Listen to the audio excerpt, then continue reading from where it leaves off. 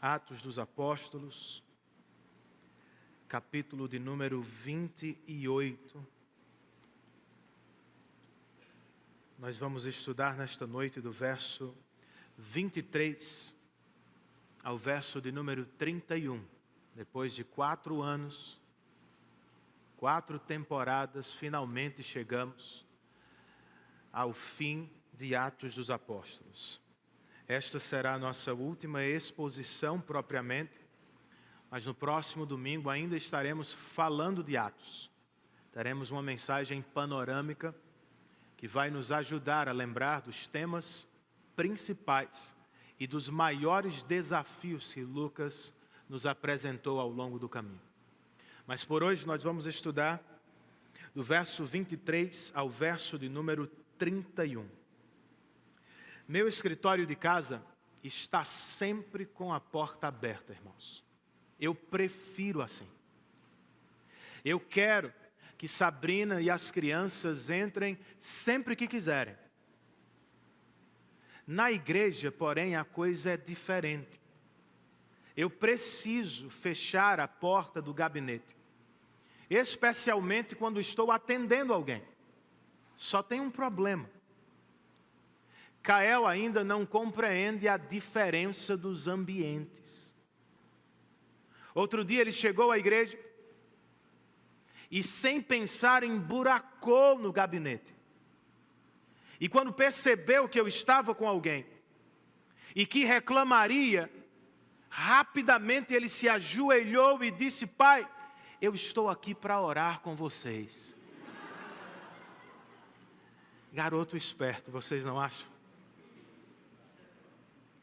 Ele foi rápido, irmãos, e inteligente. Não deveríamos fazer o mesmo quando o assunto é a pregação do Evangelho. Estejam as portas fechadas ou abertas, sempre há um jeito de se anunciar as boas novas do Salvador. É o que temos neste texto. Como ouvimos no último domingo, Paulo está em Roma, preso. Só que ele não para. Ele não desiste. Mesmo preso, o apóstolo continua pregando o Evangelho, irmãos. Esta é a última foto que Lucas pinta deste grande servo de Deus. Vamos ouvi-lo uma última vez. E eu quero começar lendo com vocês o verso de número 30.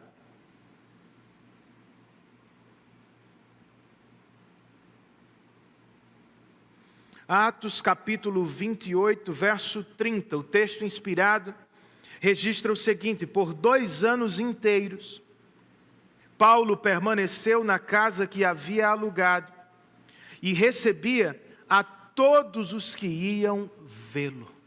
Vamos orar, irmãos? Senhor, nós queremos te render graças por tudo o que fizemos até aqui. Mas agora que vamos ouvir tua palavra, queremos rogar pela assistência do teu Espírito. Disse Paulo que a palavra é a espada do teu Espírito. Espírito, nós te pedimos, tome-a em tuas mãos e use-a como quiseres nesta noite. Alcance-nos, mova-nos, repreenda-nos, exorte-nos, por favor. Só não nos deixe sair daqui como chegamos. Que saiamos daqui mais piedosos e desejando viver para a tua glória. É o que pedimos, ó Deus, em nome de Jesus e por amor a Ele. Amém.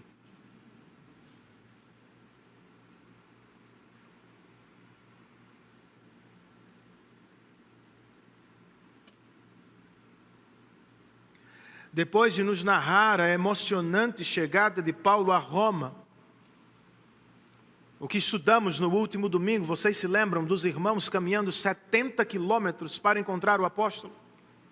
Depois disso, Lucas desce as cortinas de seu segundo volume, nos falando do que Paulo fez em Roma. Acabamos de ler, ele ficou ali por 2 anos inteiros.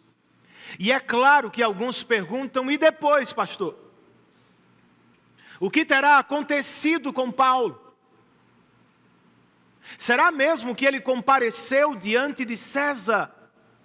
Bem, irmãos, mesmo que Lucas não nos diga nada, eu creio que sim. Pois foi uma promessa do próprio Jesus para Paulo. Mas qual terá sido o veredito de César? Estudiosos nos dizem que Paulo foi liberto e que fez sua última viagem missionária, chegando até a Espanha, como ele disse aos romanos. No processo deve ter visitado inúmeras igrejas que plantou. E só depois desta viagem é que ele enfrentou a segunda e última prisão em Roma.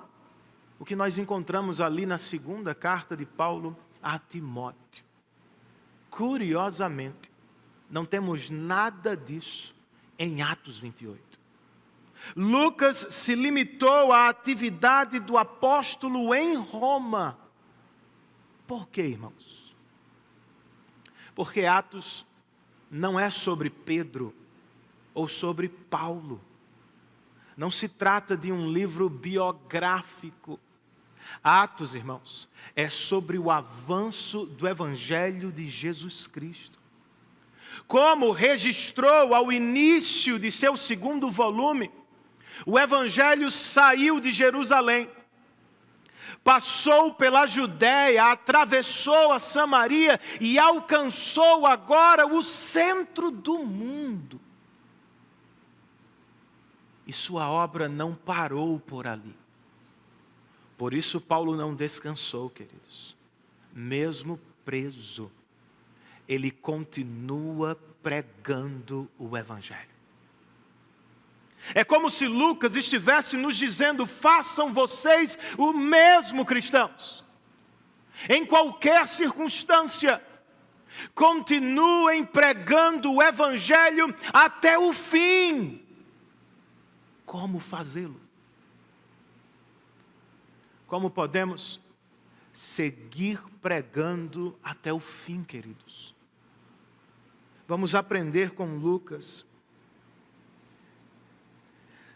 nesta última passagem de Atos.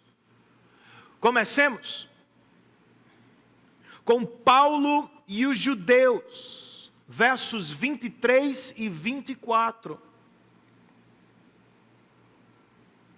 A primeira parte do verso 23 nos diz o seguinte: assim combinaram encontrar-se com Paulo em dia determinado, indo em grupo ainda mais numeroso ao lugar onde ele estava. Por este verso, irmãos, nós podemos afirmar que Paulo gozava de certa liberdade.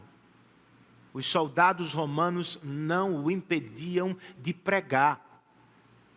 Podemos dizer também que os líderes judeus com quem ele havia se encontrado antes voltaram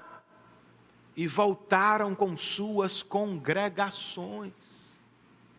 Que oportunidade para o apóstolo! Ele não vai pregar apenas para os líderes das sinagogas, ele vai pregar para os judeus de Roma. Sobre o que ele prega? Parte B do verso de número 23. Lucas nos diz que desde a manhã até a tarde, ele lhes deu explicações e lhes testemunhou do reino de Deus, procurando convencê-los a respeito de Jesus, com base na lei de Moisés e nos profetas.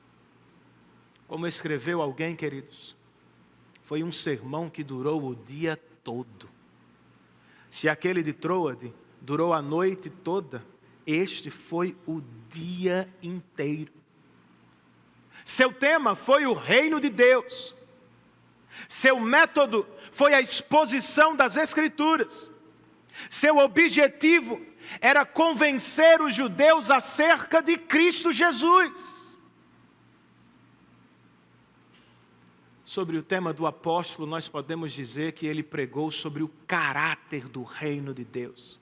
Quem sabe comparando com o reino de César, Judeus, o reino de Deus não é político, material, é espiritual.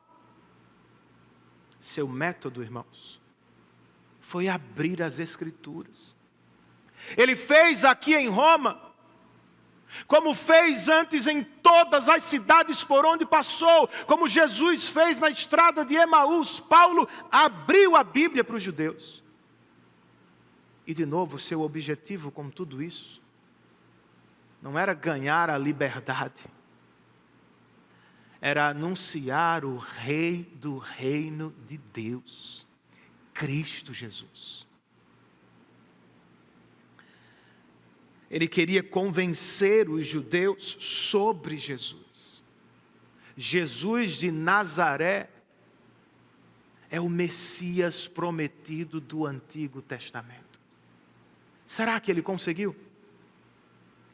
Verso 24 nos diz o seguinte: alguns foram convencidos pelo que Paulo dizia, mas outros não creram.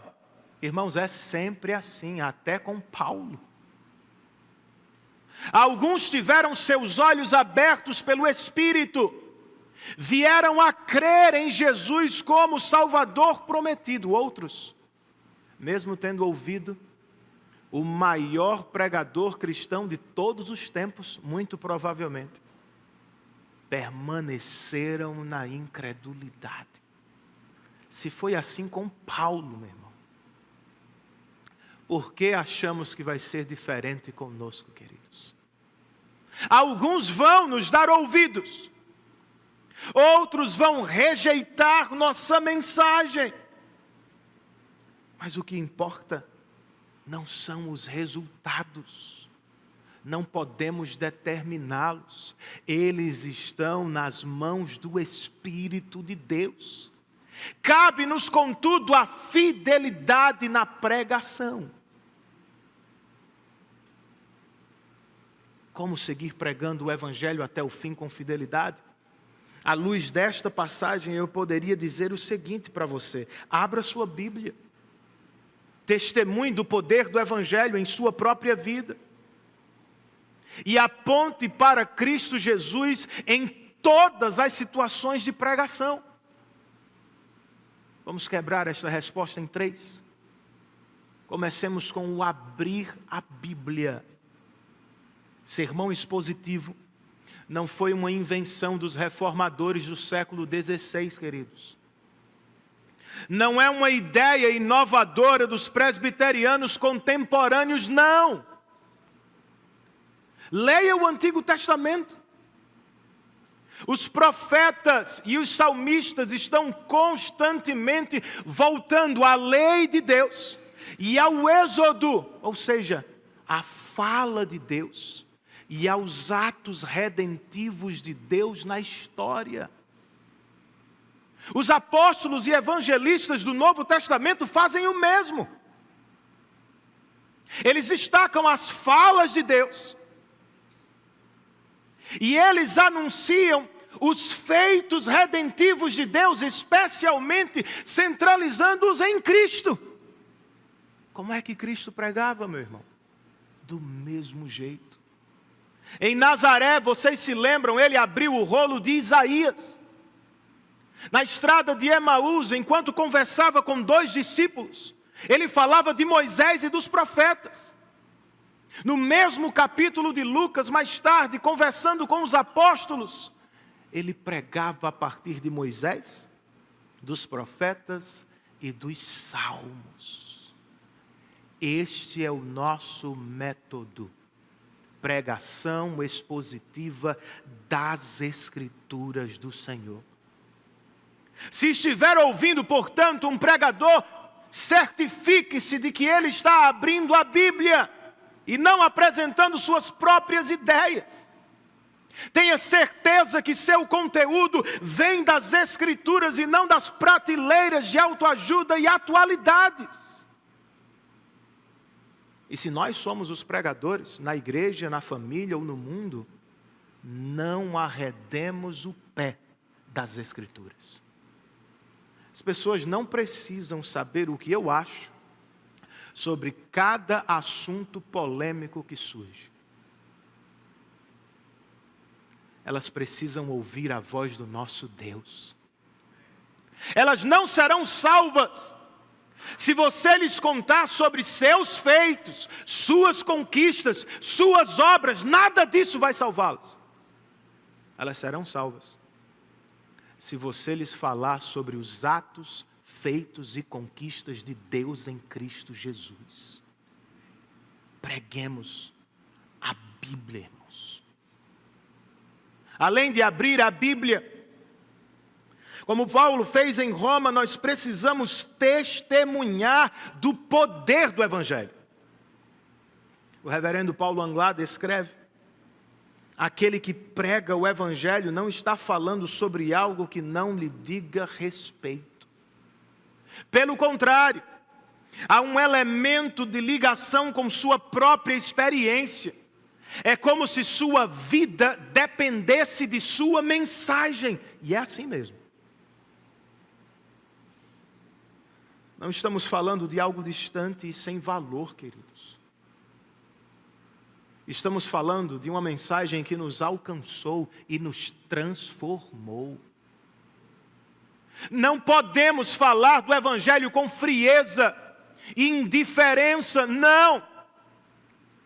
Precisamos pregar a palavra de Deus relacionando os atos redentivos de Deus à nossa própria vida e história.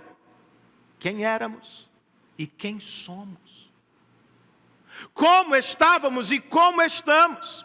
Para onde seguíamos antes e para onde seguimos agora que estamos em Cristo. Nossos filhos precisam ver o poder do Evangelho em ação nas nossas vidas. Não basta discursar bonito, ter uma boa teologia. Não, nós precisamos de testemunho de transformação. Por fim, é necessário apontar para Cristo como o Rei Salvador do reino de Deus. Sim, há um reino. E o de Deus não é geográfico, material, político. Ele é espiritual. Mas não tenha dúvida, ele é mais real e duradouro do que qualquer outro reino que você conhece. E se há um reino, há um rei, meu irmão. E aqui mora o problema da humanidade. Não é educação, saúde ou qualquer outra coisa que digam os homens. É rebelião. Nós nascemos neste estado de rebeldia. Nascemos como se fôssemos reis e rainhas do nosso próprio mundo. Por nossa própria vontade e escolha, viramos as costas para o rei e, consequentemente, nos colocamos do lado de fora de seu reino. E o pior, não há como forçar a entrada. Você não vai conseguir ter acesso sozinho.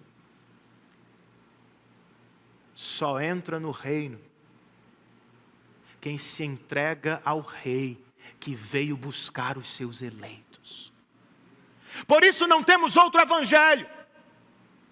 Não deveríamos perder tanto tempo com outras conversas. O tempo urge, irmãos. O rei está voltando e muitos são aqueles que ainda estão do lado de fora. Preguemos Cristo. Nós não pregamos o evangelho da prosperidade aqui. Não temos tempo para o evangelho da saúde. Não queremos nos deter no evangelho do bem-estar psicológico. Tudo isso é palha, vai passar. Dinheiro, saúde e paz circunstancial não duram para sempre. Nosso evangelho é o evangelho do reino de Deus que vai durar eternamente.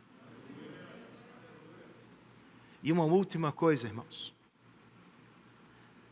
Quando estiver pregando, siga o modelo de Paulo aqui. Deseje a salvação das pessoas para quem você prega. E dentro do que estiver ao seu alcance, tente convencê-las sobre Cristo. É o que temos neste texto, irmãos. O apóstolo procurou convencer os judeus. O termo que Lucas empregou explica um especialista. Demonstra que o apóstolo reuniu evidências e as entregou com organização e convicção.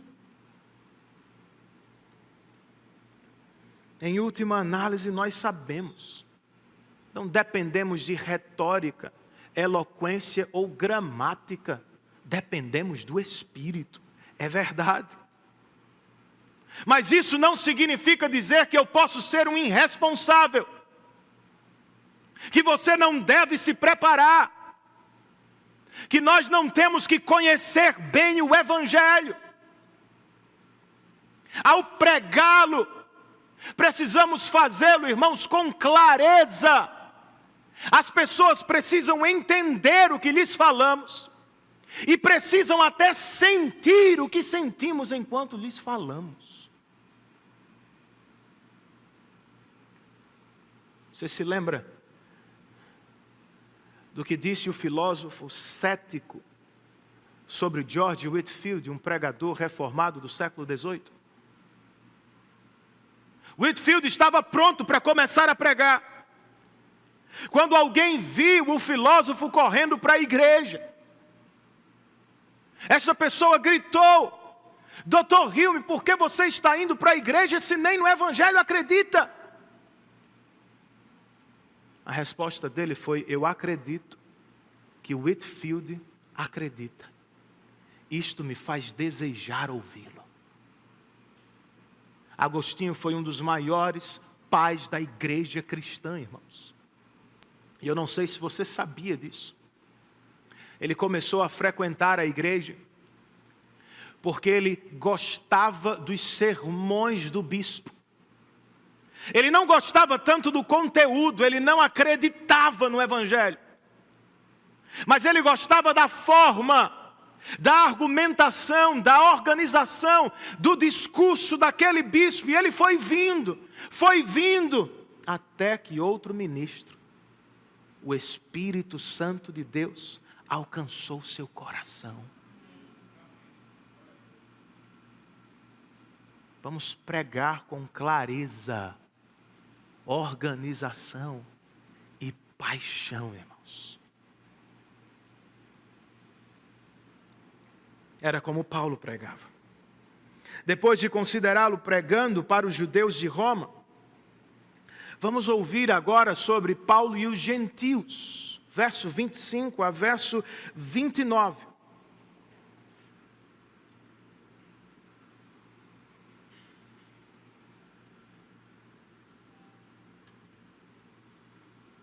Antes de tratar dos gentios, me permita voltar aos judeus por um momento. Nós acabamos de ler que alguns deles foram convencidos pelo que Paulo disse, outros, porém, não crerão. Não foi isso? O que vocês acham que deu errado? Terá Paulo falhado? Será que ele não era bom o suficiente para os judeus? Seu sermão era deficiente? Irmãos, até Paulo, ou até sobre Paulo nós podemos dizer o seguinte: ele não era um pregador perfeito. No entanto, não foi por isso que os judeus o rejeitaram. A resposta se acha nos versos 25, 26 e 27. Vamos ler? Lucas nos diz que os judeus discordaram entre si e começaram a ir embora, depois de Paulo ter feito esta declaração final: bem que o Espírito Santo falou aos seus antepassados por meio do profeta Isaías. Vá a este povo e diga: ainda que estejam sempre ouvindo, vocês nunca entenderão. Ainda que estejam sempre vendo, jamais perceberão.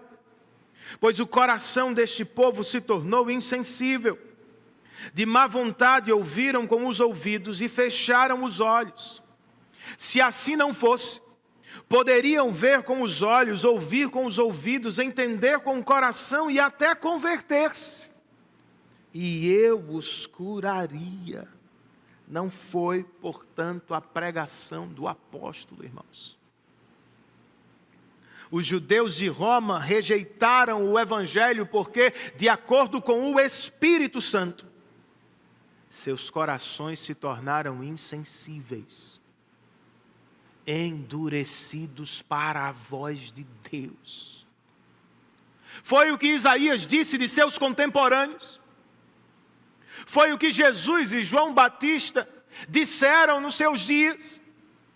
E agora é o que Paulo está falando àqueles judeus de Roma. Vocês não recebem porque não querem.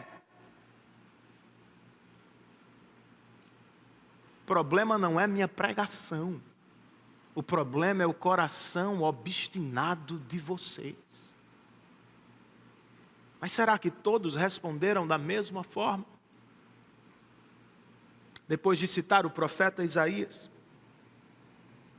Paulo continua e Lucas registra no verso de número 28, portanto, quero que saibam que esta salvação de Deus é enviada aos gentios. Eles a ouvirão. Você já deve ter visto isso em outros textos de Atos. Este era o movimento comum de Paulo. Em Antioquia, ele fez o mesmo. Em Corinto, ele fez o mesmo. Em Éfeso, ele fez igual. Ele foi dos judeus para os gentios. Ele era o apóstolo enviado de Deus para anunciar o evangelho aos estrangeiros. Ele dizia aos judeus: vocês não querem ouvir a voz de Deus? Eu vou levá-la aos estrangeiros, eles a ouvirão, pois Deus tem remidos em todos os povos da terra. Louvado seja o Senhor por isso. Depois que ele disse isto, irmãos, verso 29, os judeus se retiraram, discutindo intensamente entre si. É quase como se Lucas estivesse dizendo, nem mesmo a citação da palavra pôde detê-los. Obstinados, eles se levantaram e foram embora. Você também vai, meu irmão?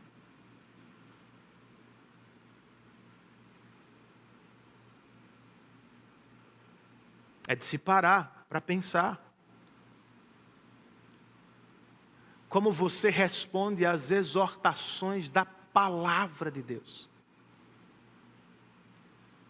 Será que nós ouvimos e atendemos prontamente? Ou será que as ouvimos e as rejeitamos imediatamente?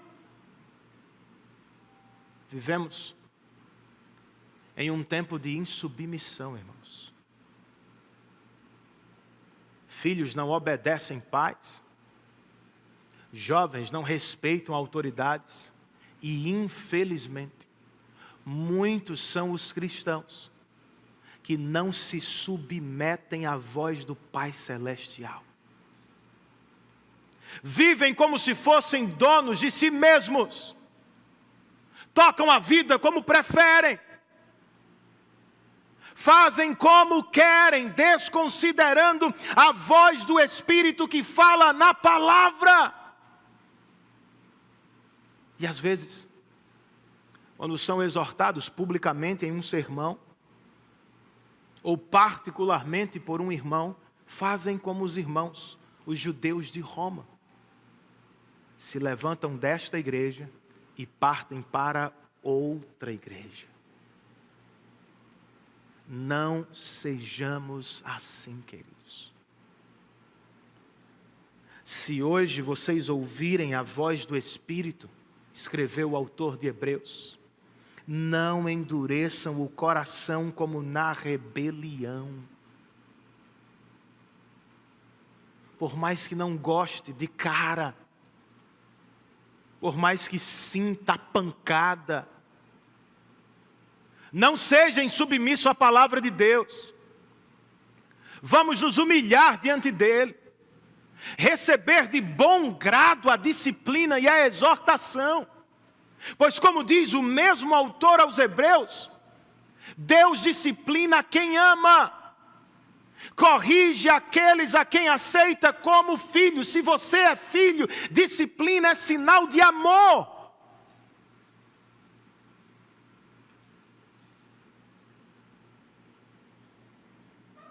Mas se este não é o seu caso, o que você faz? Digamos que você não é um cristão. Frequentemente você ouve o Evangelho. Você pensa sobre o cristianismo às vezes. Até participa dos nossos cultos com alguma frequência. Mas no seu íntimo você sabe, eu não sou um cristão.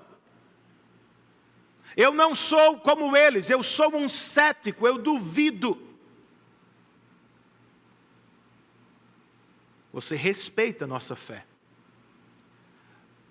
Você respeita a fé da sua esposa, do seu esposo, do seu amigo, do seu primo. Mas você nunca a abraçou como se ela fosse sua. Por quê? É provável que você tenha inúmeras respostas para me dar. Este texto só tem uma para você. O problema é o seu coração.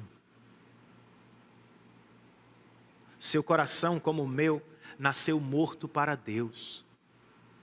Ele não bate livremente na direção do rei. Ele é egoísta e insubmisso por natureza. É por isso que você não se dobra. É por isso, disse Jesus, que vocês não querem vir a mim para terem vida. Nosso coração nasce espiritualmente morto. Se este é você, não saia daqui sem ao menos orar. Não desligue esta transmissão feliz com seu ceticismo, satisfeito com participar de reuniões religiosas, mas sem ter certeza da sua salvação. Ao menos clame a Deus. Ao menos peça ajuda ao Senhor.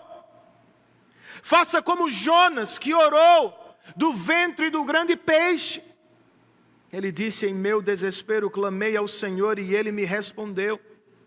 Gritei por socorro e Ele ouviu o meu clamor. O Senhor pode ouvir o seu também.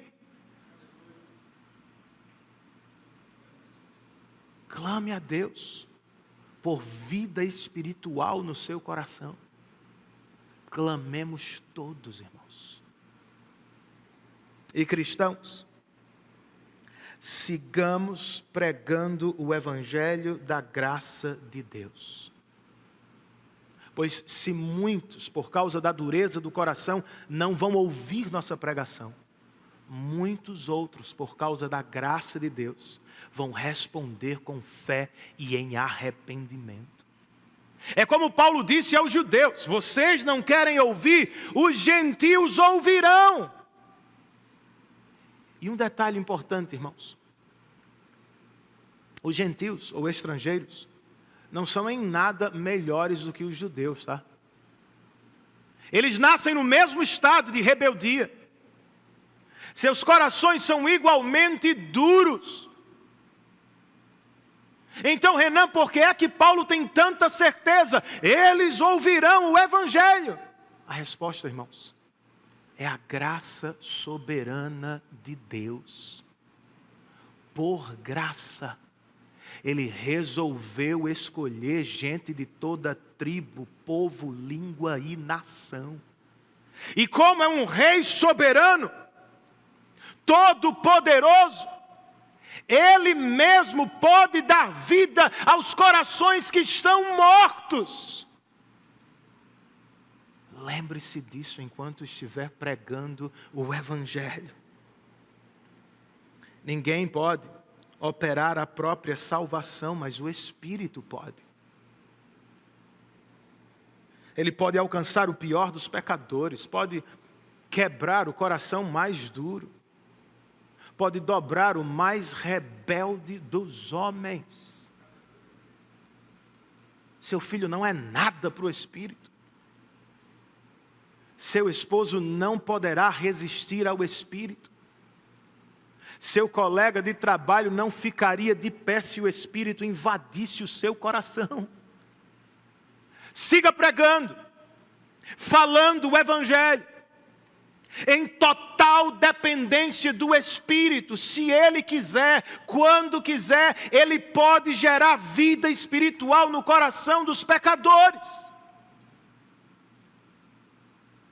E como gentios alcançados, nós somos estrangeiros alcançados. Não nos esqueçamos de dar graças ao Deus de toda graça. Ei, irmãos, nós também nascemos como mortos espirituais. Nós estávamos perdidos em nossos pecados e delitos.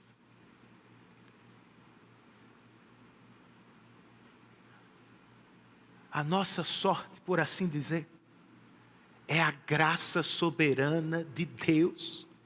Você não é melhor do que seu vizinho, eu não sou melhor do que um amigo não cristão, nós somos iguais, nascemos no mesmo estado de rebelião, mas louvado seja o Senhor, Ele nos salvou. E aí nós murmuramos, irmãos, da vida, da crise. Gastamos todo o tempo do mundo orando por coisas que queremos ter, e nem sempre lembramos daquela que já temos. Em Cristo nós temos tudo. Já não somos mais pecadores condenados ao inferno. Em Cristo somos pecadores perdoados que vão morar no céu. Alegre-se com isso. Não estamos mais, irmãos, no reino das trevas de Satanás. O Senhor nos libertou e nos transportou para o reino do seu Filho. Nós ganhamos uma família, um propósito, um destino. Em Cristo nós temos tudo. Louvemos a Deus por Ele. Pois nós somos gentios redimidos pelo sangue do Cordeiro. Para terminar, irmãos, depois de ouvir sobre Paulo e os judeus, Paulo e os gentios, vamos ouvir sobre Paulo e o mundo. Versos 30 e 31.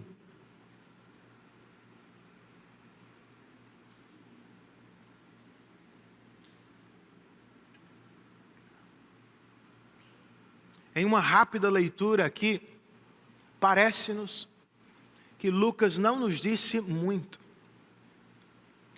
Mas na verdade, como coloca um comentarista, ele nos disse tudo aqui. Tudo o que importa sobre o avanço do reino de Deus no mundo. Verso 30. Por 2 anos inteiros, Paulo permaneceu na casa que havia alugado e recebia a todos os que iam vê-lo. A informação do tempo, por 2 anos, é bem importante. Porque estudiosos nos dizem, irmãos, que quando as acusações não eram apresentadas segundo a lei romana, processos eram prescritos depois de 18 meses. Parece ter sido o caso. Ninguém veio de Jerusalém com acusações contra Paulo. Sem acusação não havia mais processo. Ao que tudo indica mesmo, Nero libertou. Ele fez aquela última viagem missionária. Antes, porém, enquanto esteve preso por 2 anos na capital do império, Lucas nos disse aqui que ele recebia a todos os que iam vê-lo. Eram judeus ou gentios? Ele nada diz sobre isso. Porque muito provavelmente eram ambos. Todos iam vê-lo. E o que é que ele fazia, irmãos? Sobre o que conversava? Como gastava o tempo com aqueles visitantes? Verso 31. Paulo pregava o reino de Deus e ensinava a respeito do Senhor Jesus Cristo. Detalhe, abertamente, sem impedimento algum. Tome nota disso, meu irmão. O apóstolo não mudou a estratégia. Não inventou algo novo agora que ele estava na capital do império. Vou sofisticar aqui a mensagem, vou dar um trato no meu método. Não, irmãos. Ele fez em Roma o que havia feito em Damasco, quando foi alcançado pelo Espírito. Ele fez em Roma o que fez em Listra, em Derbe, em Antioquia, em Atenas, em Corinto, em Éfeso, em Malta. O apóstolo fez aqui o que sempre fez em outras cidades. Ele pregou o evangelho do reino de Deus, apresentando o Cristo como a porta deste reino. Não inventou, não mudou nada.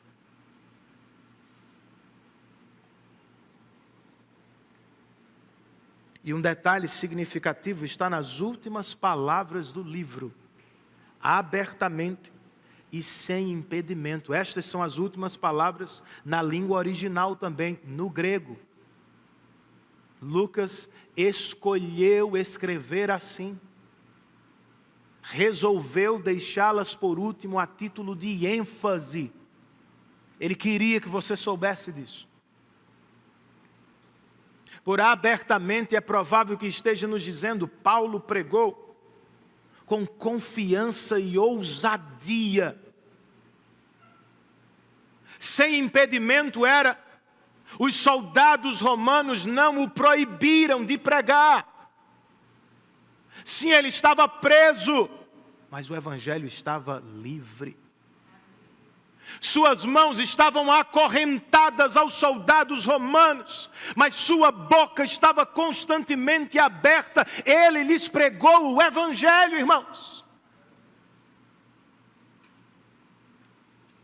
E é claro que como resultado, muitos devem ter se rendido diante do Rei Jesus. Você crê nisso? Você crê no poder do evangelho? Então por que agora vamos mudar a estratégia? Eu sei que pastores e cristãos querem o crescimento da igreja. Interessante que eu poderia dizer que eles querem o crescimento de suas igrejas. Não da igreja mundial muitas vezes, né? Missões mundiais. É bem particular o que eles querem. Eu poderia dizer, irmãos, que não há nada de errado em desejar o crescimento da igreja de Cristo. Nada de errado. Só que precisamos ter cuidado. Nem todo meio justifica o fim que temos. Nem toda estratégia é aprovada por Deus. Nem todo programa de igreja agrada ao Senhor da igreja. O pastor John MacArthur diz que os pastores contemporâneos estão com vergonha do evangelho. Ele explica, não é assim, eles estão com vergonha de dizer que são evangélicos. Não, é pior. Eles não acreditam mais no poder do evangelho para a salvação do pecador. Misericórdia mesmo. Por isso eles estão inventando todo tipo de programa, se utilizando de artifícios e recursos mundanos, para encher seus templos, atrair as pessoas com aquilo que elas já têm no mundo. Só tem um problema, irmãos.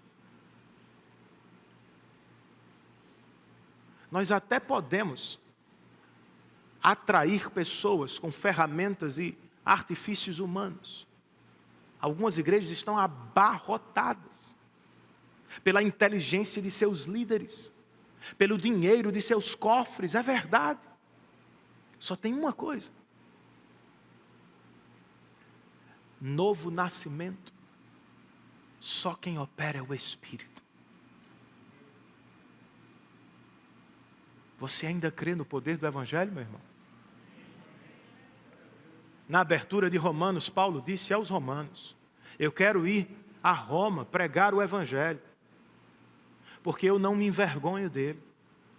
Ele continua sendo o poder de Deus para a salvação de todo aquele que nele crê. Você crê? Então não vamos mudar a estratégia, missionários. Plantadores de igreja, não se preocupem com os resultados. Sigamos pregando o Evangelho de Jesus Cristo e crendo, Ele ainda é o poder de Deus para a salvação. Mas e a igreja, pastor? E o crescimento dela? Meu irmão, você se lembra do que Paulo escreveu aos Coríntios?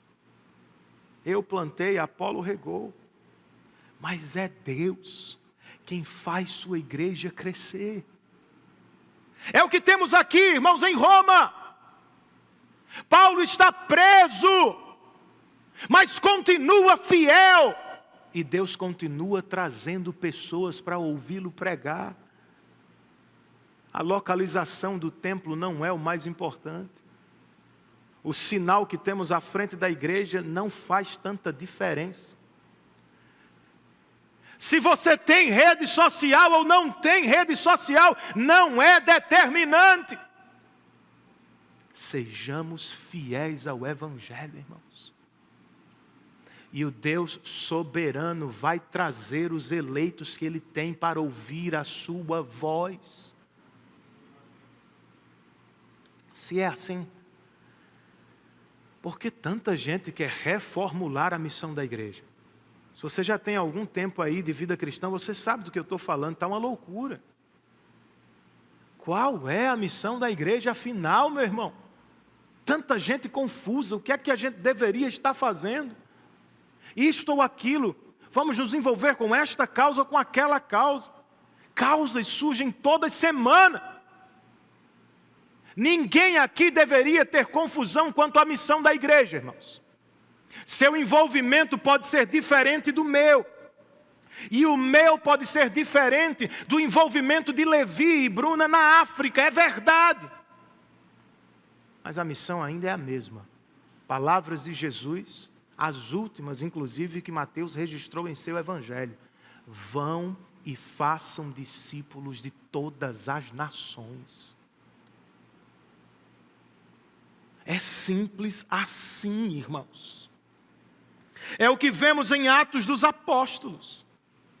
Leia de novo o livro se você quiser. De capa a capa nós temos cristãos, evangelistas e apóstolos pregando. E o Rei está voltando para nos levar a um novo céu e uma nova terra. Pare de perder tempo, meu irmão. Ou então procure uma igreja ativista. Pare de reclamar porque nós não estamos fazendo isto ou aquilo. Nós não vamos fazer. Nós seguiremos pregando o Evangelho, pois esta é a melhor notícia que temos para o mundo.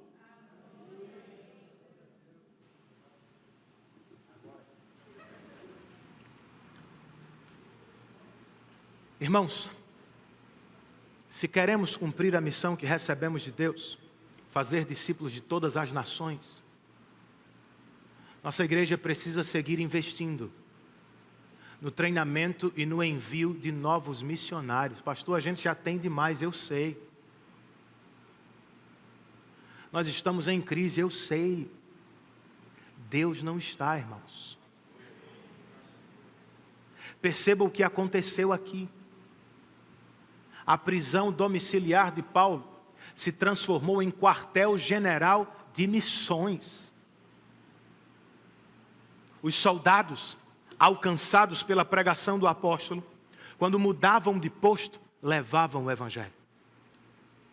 Seus amigos que vinham de outras cidades visitá-lo eram treinados e quando voltavam, pregavam o evangelho. Os cristãos de Roma, como ele coloca aos filipenses, quando sabiam do testemunho de Paulo, de sua obra na prisão, eram encorajados. E o que faziam nas ruas? Eles pregavam o evangelho. Roma, então, como disse um comentarista, não é o fim do mundo.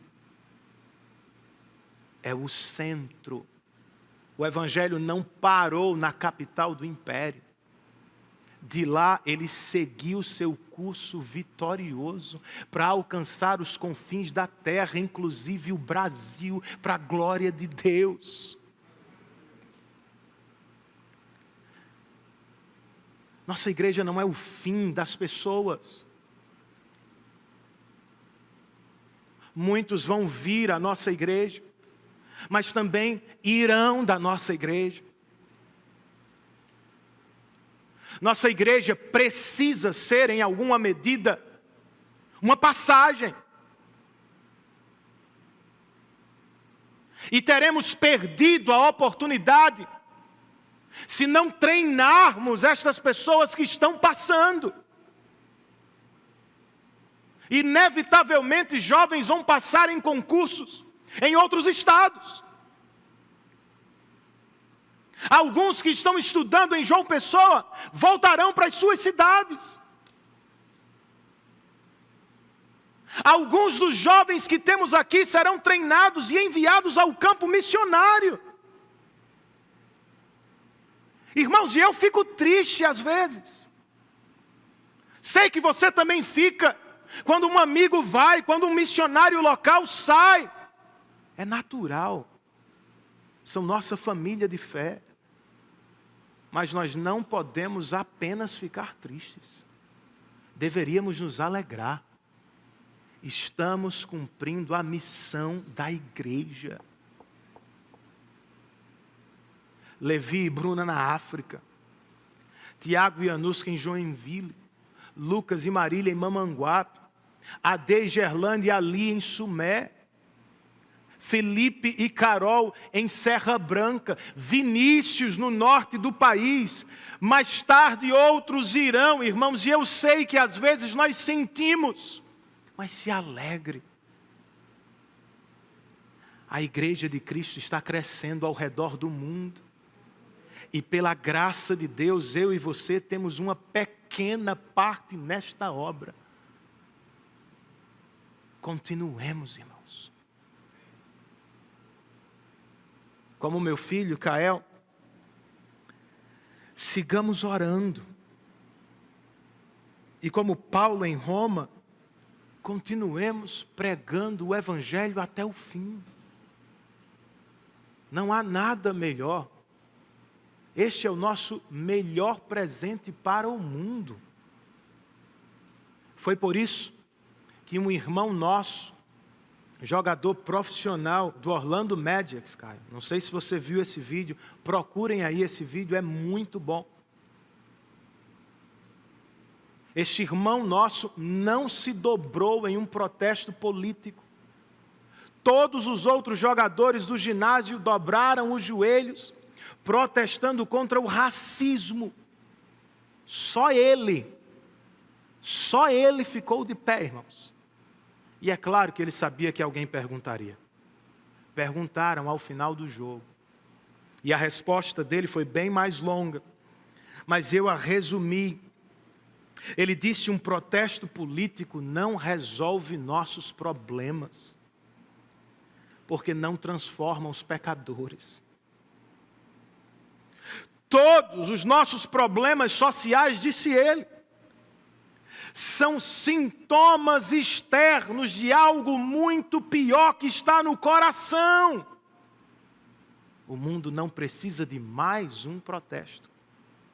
O mundo precisa conhecer e se render a Jesus Cristo, o Salvador que pode transformar vidas, povos e nações.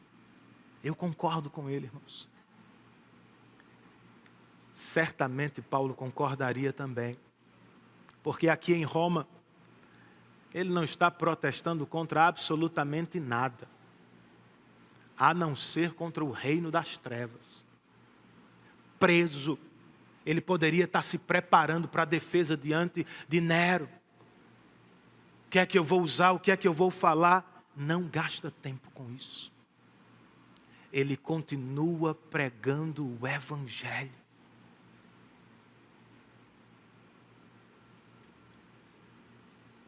Porque isto é o que importa, irmãos. As pessoas não precisam meramente de um mundo melhor. Inevitavelmente vamos passar.